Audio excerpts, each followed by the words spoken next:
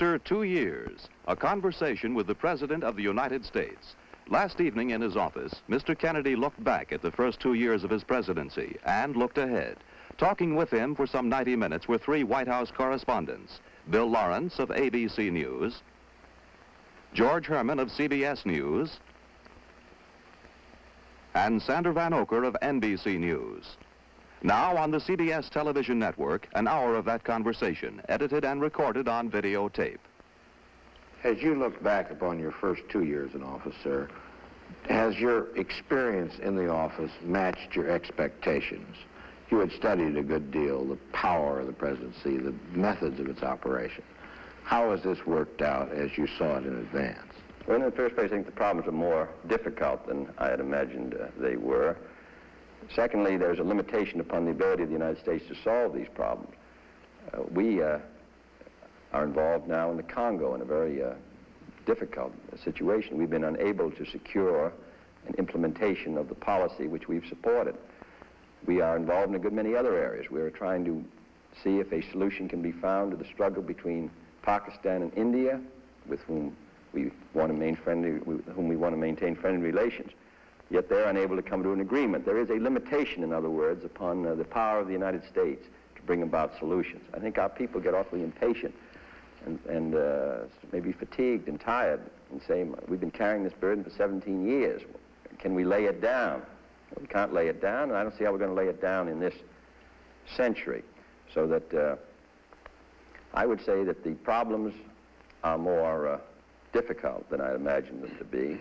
The responsibilities placed on the United States are greater than I imagined them to be, and there are greater limitations upon our ability to bring about a favorable result than I had imagined them to be.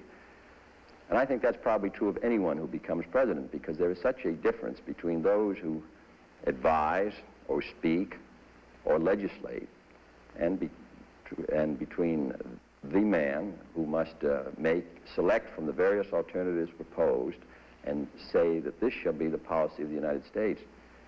Well, it's much easier to make the speeches than it is to finally make the judgments, because unfortunately your advisors are frequently divided. If you take the wrong course, and on occasion I have, the president bears the burden, responsibility quite rightly. The advisors may move on to new advice. Well, Mr. President, that brings up a point that's always interested me. How does a president go about making a decision, like Cuba, for example? The most recent one was hammered out, really, our policy and decision over a period of 5 or 6 days. During that period, the 15 people, more or less, who were directly consulted, frequently changed their view. Because whatever action we took had so many disadvantages to it. And each action that we took raised the prospect that it might escalate with the Soviet Union into a nuclear war. Finally, however, I think a general consensus developed, and certainly seemed after all alternatives were examined that the course of action that we finally adopted was the right one. Now, when I talked to members of the Congress, several of them suggested a different alternative when we confronted them on that Monday with the evidence. My feeling is that if they had gone through the 5-day period we had gone through at looking at the various alternatives, the advantages and disadvantages of action, they probably would have come out the same way that we did. I think we took the right one. If we had had to act on the Wednesday in the first 24 hours, I don't think probably we would have chosen as prudently as we finally did, a quarantine against the use of offensive weapons. In addition, that had much more power than we first thought it did, because I think the Soviet Union was very reluctant to have us stop ships which carried with them a good deal of their highly secret and sensitive material. One of the reasons I think that the Soviet Union withdrew the IL-28s was because we were carrying on very intensive low-level photography. Now, no one would have guessed, probably, that that would have been such a harassment. Mr. Castro could not permit us to indefinitely continue widespread flights over his island at 200 feet every day. And yet he knew if he shot down one of our planes that then it would bring back a much more serious reprisal on him. So it's very difficult to always make judgments here about what the effect will be of our decisions on other countries. In this case, it seemed to me that we did pick the right one. In Cuba of 1961, we picked the wrong one. I'd like to go back to the question of the consensus and your relationship to the consensus. You have said, and the Constitution says, that the decision can be made only by the President. Now, what was your relation to the consensus? Did you form no opinion until a consensus appeared, or were you part of forming the consensus? And had you disagreed with it, what then? Well, I think that, well, you know, that old story about Abraham Lincoln in the cabinet. He says, all in favor say aye, and the whole cabinet voted aye, and then all opposed no, and Lincoln voted no, and he said the vote is no. So that naturally the Constitution places the responsibility on the president. There was some disagreement with the course we finally adopted, but the course we finally adopted had the advantage of permitting other steps if this one was unsuccessful. In other words, we were starting, in a sense, at a minimum place. Then, if that were unsuccessful, we could have gradually stepped it up until we had gone into a much more massive action, which might have become necessary if the first step had been unsuccessful. I would think that the majority finally came to accept that, though at the beginning there was a much sharper division. And after all, this was very valuable because the people who were involved had particular responsibilities of their own. Mr. McNamara, Secretary of Defense, who therefore had to advise me on the military capacity of the United States in that area, the Secretary of State, who had to advise on the attitude of the OAS and NATO, so that, in my opinion, the majority came to accept the course we finally took. It made it much easier. The Cuba of 1961, the advice of those who were brought in on the executive branch was also unanimous, and the advice was wrong. So that, and finally, and I was responsible, so it finally comes down that no matter how many advisors you have, frequently they are divided, and the president must finally choose. The other point is something that President Eisenhower said to me on January 19th. He said, there are no easy matters will ever come to you as president. If they're easy, they will be settled at a lower level. So the matters that finally come to you as president are always the difficult matters, or matters which carry with them large implications. So this contributes to some of the burdens of the office of the presidency, which other presidents have commented on. During the Cuban crisis, there was some problem, which you're apparently familiar with and bored with by now, about the possibility of a president talking in very private and secret conversations with his advisors, and that somehow leaking out. Do you think that this is going to inhibit the free, frank flow of advice that every president has to have? No, I think it's unfortunate when there's sort of conversations, but there are, what, 1,300 reporters accredited to the White House alone. There are, I suppose, 100 or 150 people who are familiar with what goes on because in the Security Council meetings, in one way or another, you've got the people who are actually there, and you've got others who are given instructions as a result of the decisions there, and I suppose people do talk, and then as I said at the time of the Cuban disaster of April '61 that the success is 100 fathers and defeats an orphan. I suppose when something goes well, there's more tendency to talk at all levels. And frequently the reports are inaccurate. I would say the security is pretty good at the National Security Council. It's unfortunate when it's breached. Is it true that during your first year, sir, you would get on the phone personally to the State Department and try to get a response to some inquiry that had been made? Yes, I still do that when I can, because it's, I think there's a great tendency in government to have papers stay on desks too long. And it seems to me that's one really of a function. After all, the president can't administer a department, but at least he can be a stimulant. Do you recall any response that you received from somebody who wasn't suspecting a phone call in the State Department? Any specific response somebody made to you? No, they always respond. They always say yes, but it takes a little while to get. You know, after I met Mr. Khrushchev in Vienna, and they gave us an aide-memoire. It took many weeks to get our answer out through the State Department, coordinate with the British, the French, and the Germans. It took much too long. It seems to me we've been able to speed it up, but this is a constant problem in various departments. There are so many interests that are involved in any decision. No matter whether the decision is about Africa or Asia, it involves the Europe's desk, it involves the desk of the place, it involves the Defense Department, it might involve the CIA, it frequently involves the Treasury, it might involve the World Bank, or it involves the United Nations delegation. So it seems to me that one of the functions of the president is try to have it move with more speed. Otherwise, you can wait while the world collapses.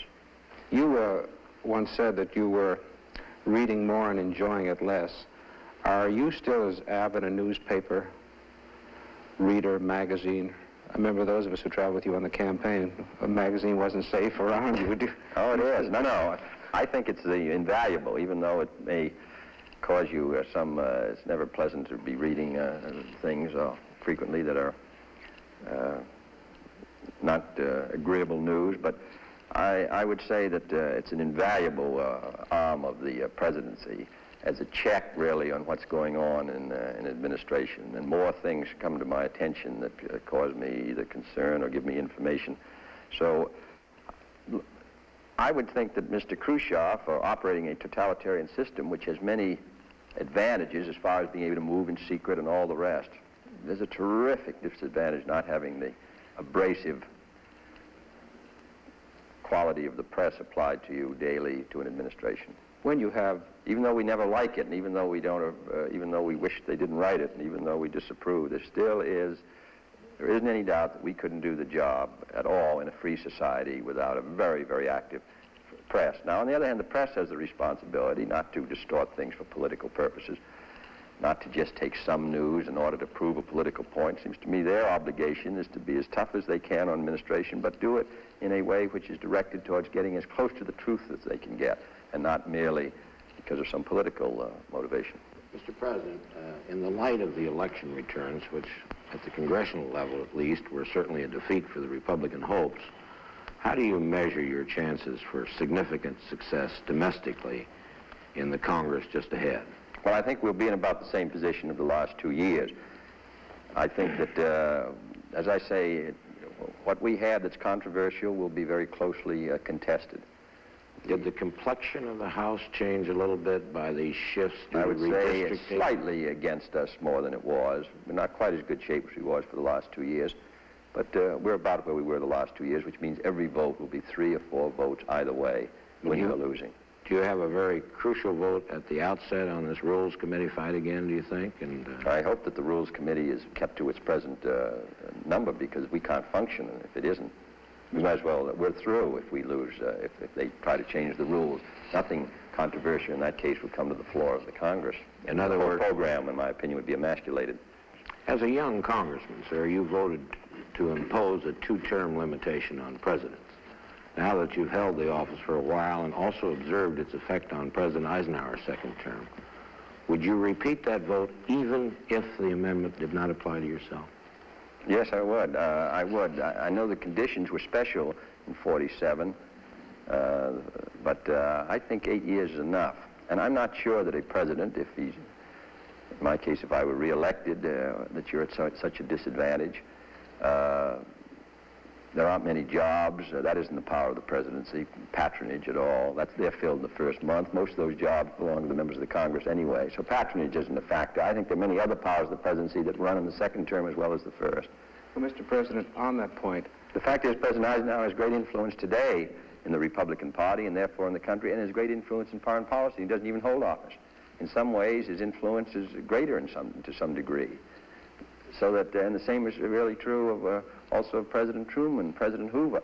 I don't think that it depends on the influence of a president, still substantial in his second term, though I haven't had a second term. I think it is. Are you looking forward to one, sir?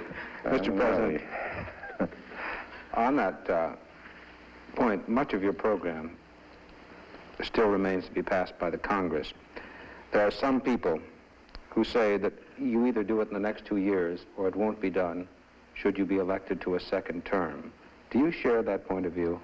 You know, in the first place, I think we've got a lot by. I was looking at what we set out to do in January '61 the other day, and on taxes and on Social Security welfare changes and area redevelopment, minimum wage, the Peace Corps, the Alliance for Progress, the democracy, and strengthening the defenses, strengthening our space program. We did all those things. The trade bill, not perhaps to the extent in every case of our original proposal, but substantial progress. I think we can do some more the next 2 years. And I would think that there are going to be new problems in if I were reelected in '65, and I don't look at the second term as necessarily a decline. I don't think that at all. In fact, I think you know much more about the position. It's a tremendous change to go from being a senator to being president. In the first months, are very difficult.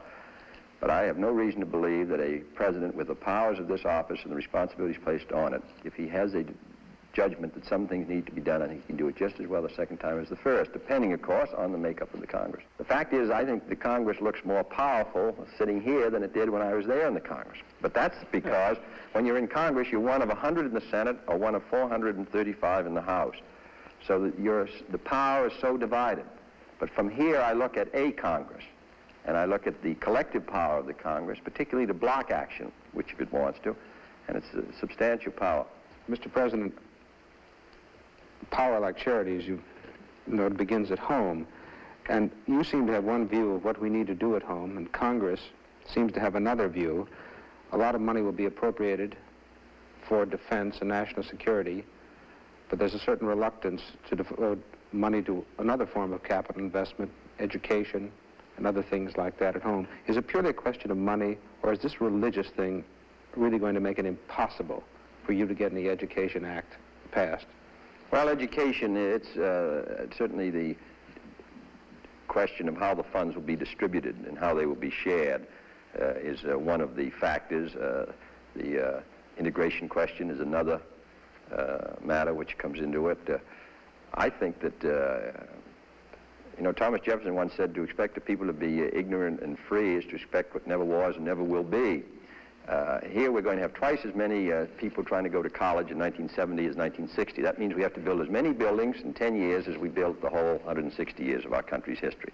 Then you've got these millions of young boys and girls who are dropping out of school, who are unskilled at a time when skilled labor is needed and not unskilled.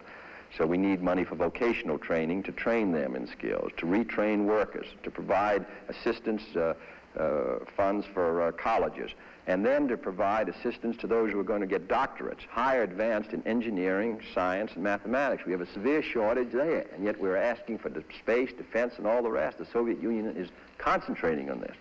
So all this requires funds, but it's all in controversy. Some people feel the federal government should play no role, and yet the federal government, since the Land Grant Act and back to the Northwest Ordinance, has played a major role. I think the federal government has a great responsibility in the field of education. We can't maintain our strength industrially, militarily, scientifically, socially without very well-educated citizenry. And I think the federal government has a role to play. So we're going to send up a program.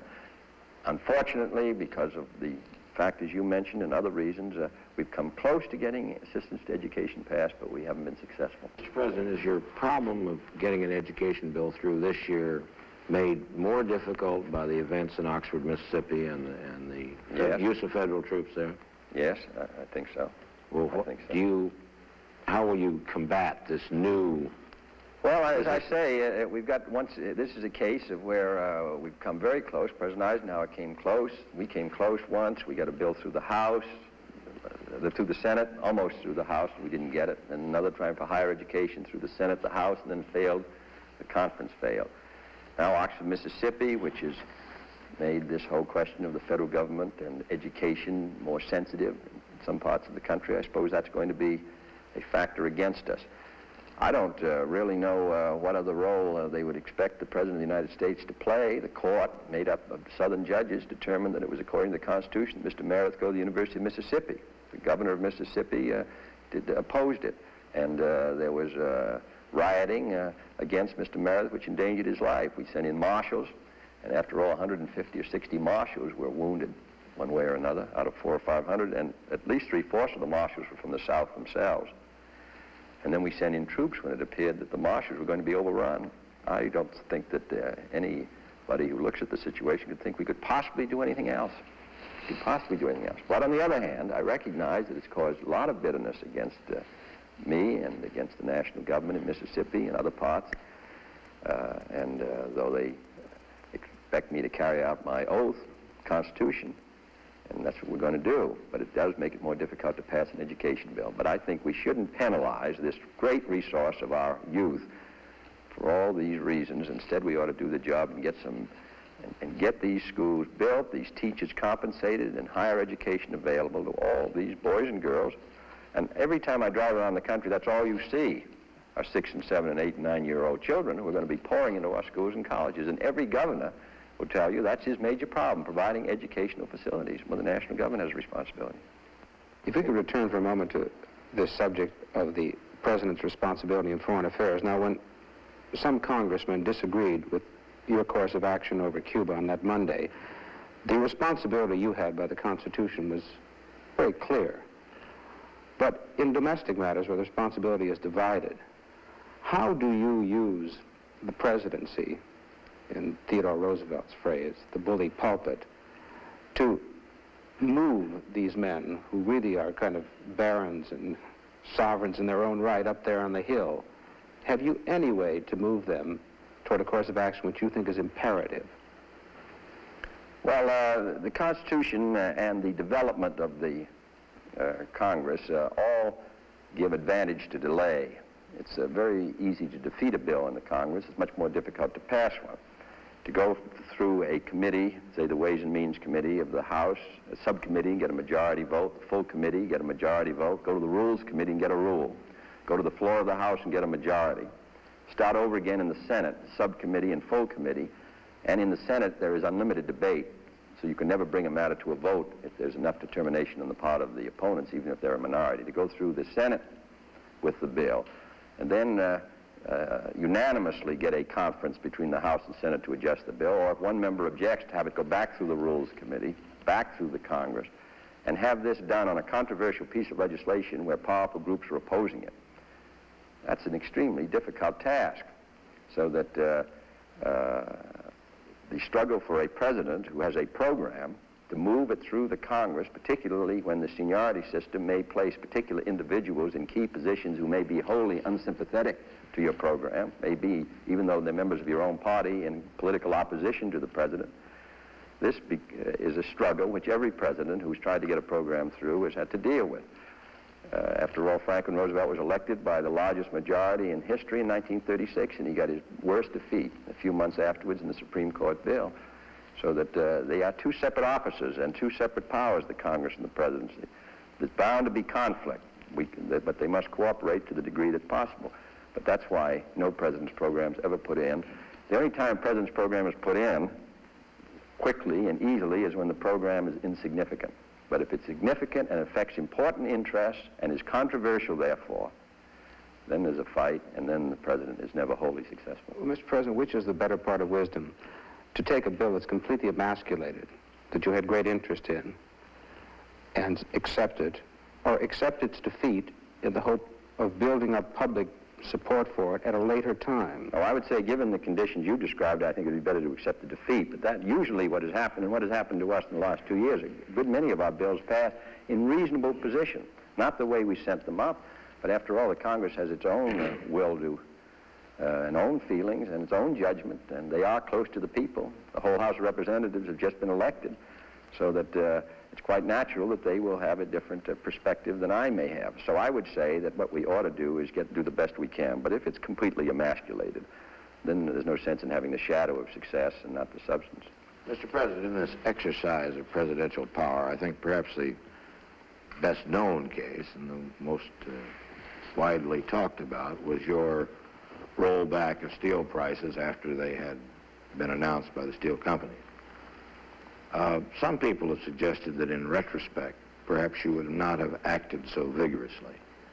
Is there any truth in this suggestion? No, I must say I think it would have been a very serious situation if, though I don't like to rake over old fires, I think it would have been a serious situation if I had not attempted with all my influence to try to get a rollback, because there was an issue of good faith involved. The steel union had accepted the most limited settlement that they had had since the end of the Second War. They had accepted it 3 or 4 months ahead. They did it in part, I think, because I said that we could not afford another inflationary spiral that would affect our competitive position abroad. So they signed up. And then when their last contract was signed, which was the Friday or Saturday before, then steel put its prices up immediately.